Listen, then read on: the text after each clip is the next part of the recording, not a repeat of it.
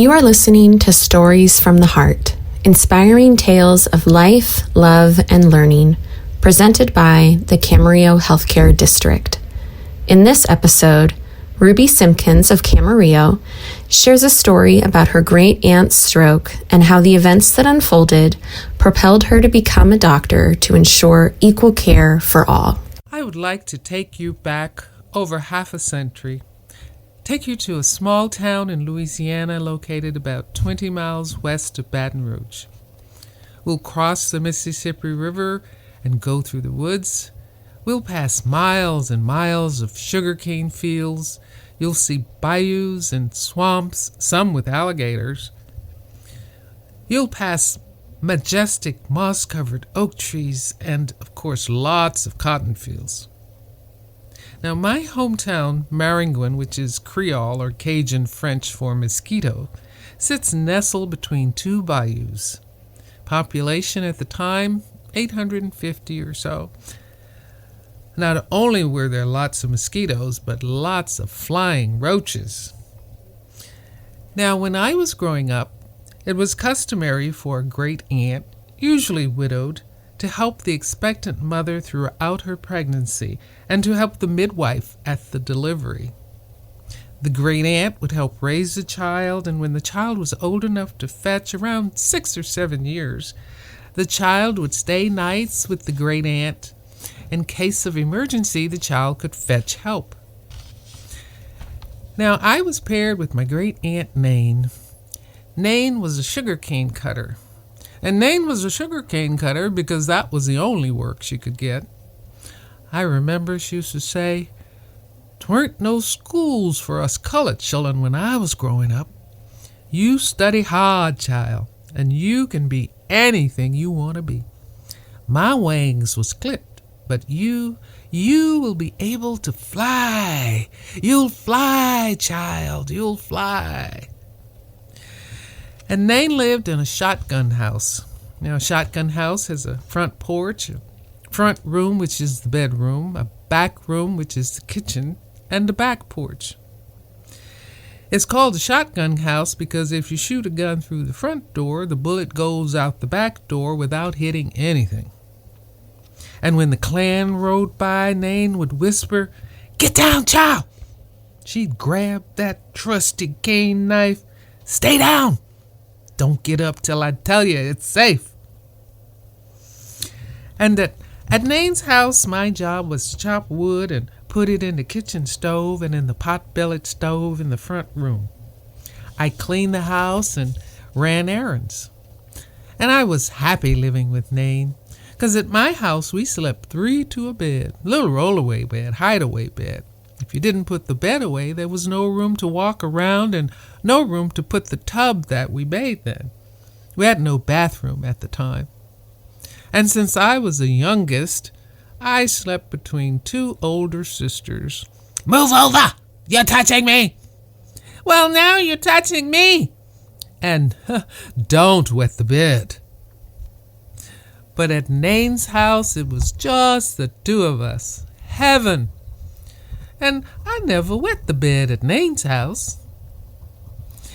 And during the hot summer months, we would sit on the front porch and drink ice-cold lemonade. We would burn old woolen rags in metal buckets.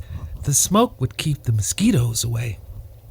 And in wintertime, we sat around that old pot-bellied stove in the front room and sipped corn husk tea with honey and lemon. Our neighbor across the road, Mr. Johnny, had 2 horses, and he fed them corn, and I would go and gather the husks, and Nain would clean them and brew tea. Ah, those were happy times. But one day I came home and finished chopping wood for the fire and cleaning the house and running errands. I sat down on the back porch to wait for Nain. I waited, and then off in the distance I see a group of women coming towards the house. My Aunt Skeet said, "You can go on home now, child. Nain won't be coming back." "But why?" Where is she? I said. Well, child, she took real sick. Must have had a stroke. We get out yonder to the local hospital. They didn't do nothing for her. You know, they don't like to treat us coloreds. So we took her down to Nolens, about 75 miles away. And she kept asking, "Is we there yet, Skeet?" "Won't be long now. Hold on, Nain. Hold on." But child, she couldn't hold on. It was too far away. Took too long. She was dead when we got there. "Why?" I screamed. I cried. "Oh, hush, child. But why? Why, Aunt Skeet?" "She did what coloreds are supposed to do. She stepped off the sidewalk when she saw white folks coming, and she taught me to do that too. She always lowered her eyes when passing them. She said it was the safe thing to do. And she never drank from water fountains for whites. Always used the colored toilets. And she taught me to do that too. It was a safe thing to do. So why didn't they help her? She was my Nain. She was my Nain. She was a human being, just like them. With a different color skin. It was just a different color skin. I'm gonna be a doctor. I'll change things. I'll help everybody, no matter the color of their skin. "Oh, hush, child," she said. "There ain't no colored doctors. I don't care. I'm gonna be a doctor." "Oh, hush, child. Ain't no women doctors neither." "I'm still gonna be a doctor. You just watch me." She took me in her arms and rocked back and forth and said, "Lord, Lord, help this child. Poor child. Hush, child. Hush. Hush." Thank you for listening to Stories from the Heart, inspiring tales of life, love, and learning, presented by the Camarillo Healthcare District.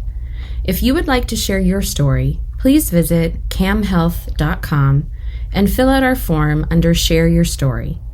You'll work with a storytelling coach to fine-tune your story for broadcast. We are looking for people to share health or caregiver journeys, to talk about personal experience, moments in time, and lessons learned while navigating life. These life stories will paint a visual picture with words. They should be 5 to 10 minutes long and must be primarily about the storyteller and their truths, experiences, and emotions.